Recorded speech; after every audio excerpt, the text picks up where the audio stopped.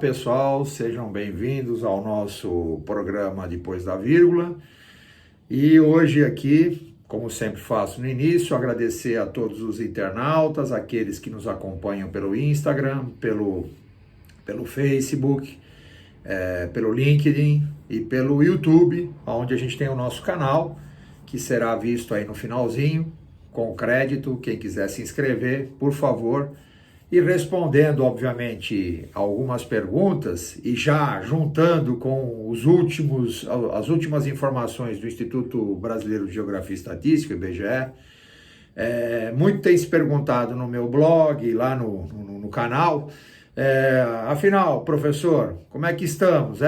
Esse desemprego, enquanto o mundo inteiro acelerou fortemente a taxa de desemprego, por que no Brasil isso não aconteceu? Bom, primeiro, porque há uma sazonalidade das informações, ou seja, de abril até agora, nós tivemos aí um aumento gradual do desemprego, que era natural acontecer por conta da pandemia, mas particularmente no último trimestre houve uma aceleração muito maior, o que mostra que está começando a perder o efeito, obviamente, do auxílio emergencial. O auxílio emergencial que deve desaparecer em janeiro, e aí sim será escancarado o real desemprego do Brasil. Atualmente, no último relatório do IBGE, na última divulgação, nós atingimos 13,8% de desemprego, o que significa que nós temos aí mais de 13 milhões e 100 mil brasileiros desempregados, né? Esse número, segundo especialistas, e o próprio IBGE já tem alguns estudos a respeito disso, deve continuar crescendo fortemente, atingindo o seu pico muito provavelmente por volta do mês de abril do ano que vem, onde nós devemos ter aí por volta de 20 milhões de desempregados, né? Então, nós estamos aí, provavelmente lá no mês de janeiro, vamos ter aí mais uns 2 milhões e meio de desempregados a 3 aí de forma, diria, seguindo as estatísticas e seguindo os estudos, nós devemos ter aí por volta de 16 milhões, um recorde na história do Brasil. E, obviamente, associado à questão, por que não apareceu agora, né? Essa é a pergunta que acho que todos os internautas estão fazendo, e por isso que houve muitas perguntas no canal. Por quê? Por que não apareceu ainda esse número? Porque nós temos ainda um efeito sazonal da ajuda do auxílio emergencial. Ele vai desaparecer e as pessoas que estavam escondidas, não estavam procurando trabalho, aguardando esse processo terminar, elas vão ser declaradas como pessoas sem trabalho, sem ocupação, e aí, obviamente, entrarão na estatística oficial do desemprego, que deve ser esse número, né? Por volta de 3 a 4 milhões de pessoas hoje, que estão meio que escondidas aí, neste exato momento. Isso pode crescer. Dados aí do mercado apontam que lá para o mês de abril teremos até 20 milhões de desempregados, e isso tem um impacto, inclusive, sobre o que já estamos vendo agora. Ou seja, nós estamos vendo, embora o desemprego crescente, a taxa de inflação subindo. No mês de outubro, por exemplo, já no mês de setembro tínhamos tido a contaminação na parte de alimentos, agora isso já se espalhou para vestuário, já se espalhou para materiais escolares, materiais de escritório, já estamos tendo impacto sobre matéria-prima, e a razão pelo qual isso está acontecendo é muito simples, né? Nós estamos tendo o que é uma deseconomia de escala, né? Um desemprego de fatores de produção. Ou seja, quando a escala atinge fortemente o custo de produção. Então nós estamos tendo o que? Uma inflação crescente. Por quê? Porque a escala de produção está caindo. Nós estamos produzindo para menos pessoas. Então quem está se propondo a produzir, está querendo se propondo a produzir num outro nível de custo, num outro nível de preço.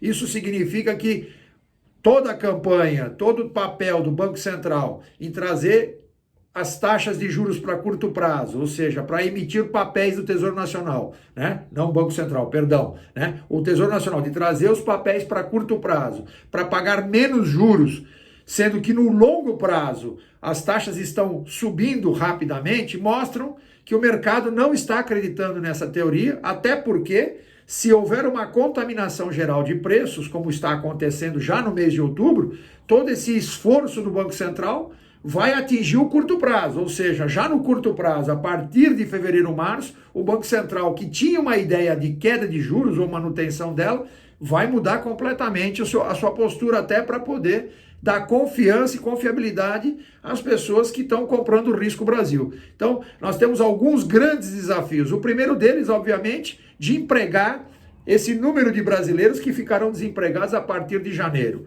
Segundo grande desafio, né, que esse eu já venho falando há algum tempo, a ideia do Banco Central, do Tesouro Nacional de reduzir o custo da dívida mobiliária, que poderia ser algo saudável, parece não fazer sentido com o futuro que espera o Brasil. Espero e esperamos, todos os economistas que estão olhando para isso, esperamos estar errados. Mas o mercado não está acreditando nisso, está havendo uma grande indisposição já agora, o que não era esperado pelo governo, já agora em relação às taxas de juros futuras. O que mostra claramente que o mercado está perdendo um pouco da confiança em relação ao programa econômico. Muito embora isso seja verdade, devemos fazer um crédito, nos últimos meses, com pequenas reformas, não reposição de funcionalismo público e algumas medidas internas do governo federal, fizeram com que houvesse uma grande economia, da ordem de 70 bilhões aí. Isso tecnicamente é um mérito do atual ministro da Fazenda, o Paulo Guedes, que nesses últimos 12 meses, de forma silenciosa, cortou muitos gastos dentro do Ministério da Fazenda. Foi pego, obviamente, pela proa, né?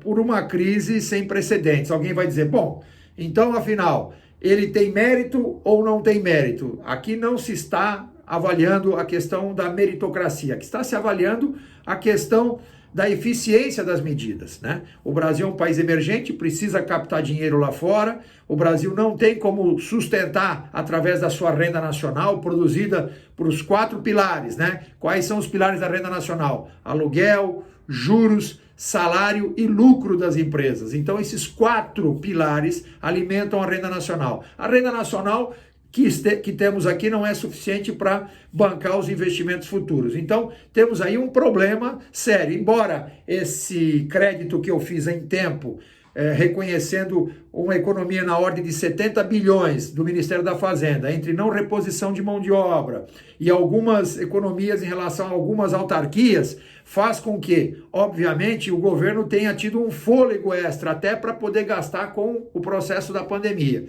Só que a partir de janeiro, é outro ano, é outra situação, existe uma outra perspectiva. E aí, tudo isso que foi feito, tudo isso que foi, todo esse esforço, ele só vai valer a pena se nós tivermos, obviamente, como continuar o processo. E isso realmente está bem complexo, dado esse cenário que vamos viver aí pós-pandemia, ou seja, pós-ajuda emergencial, como que vamos fazer para empregar esse grupo enorme de brasileiros desempregados e que vão estar fora do consumo. Lembrando que já estamos sentindo aspectos dentro da indústria de queda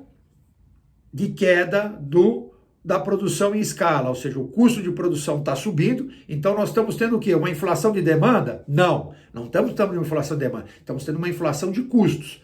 É isso que é a grande ameaça que o governo tem que estar de olho, ou seja, o governo federal tem que estar de olho nisso já em 2021.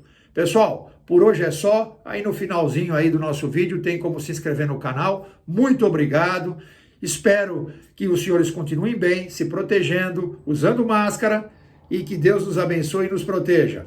Tchau, pessoal!